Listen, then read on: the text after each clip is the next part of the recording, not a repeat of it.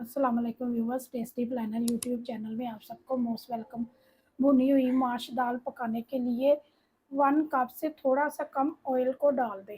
एक medium size का प्याज डाल दें। प्याज को 1-2 मिनट के लिए सोते कर लें।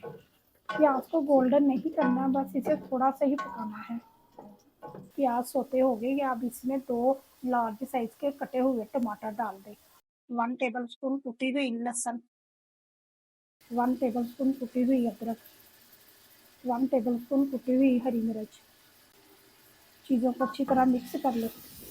अदरक लहसुन को अच्छी तरह भून लें और टमाटर भी नरम हो जाए।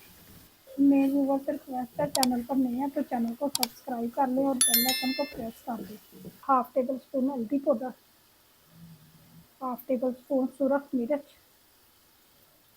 हाफ टेबल स्पून नमक, हाफ टेबल स्पून कुटी हुई काली मिर्च डाल दें। थोड़ा सा पानी डाल दें ताकि मसाला जले ना। मसाले को अच्छी तरह भून लें।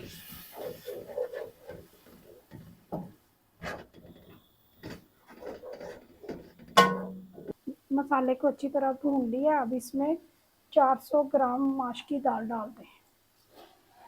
जिस भी सिटी या कंट्री से आप हमें देख रहे हैं, कमेंट में आप अपने शहर या मुल्क का नाम ज़रूर मेंशन करें। दाल को अच्छी तरह भून लें और इसमें इतना पानी डालें कि दाल गले। इसमें हमने पानी नहीं रखना, भुनी हुई दाल बनानी है।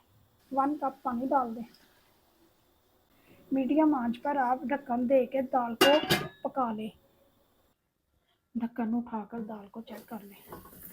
दाल गल गई है। वीडियो को स्किप किए बगैर मुकम्मल देखा करें ताकि आपसे कोई स्टेप मिस ना हो। हाफ टेबल स्पून गरम मसाला डाल दें।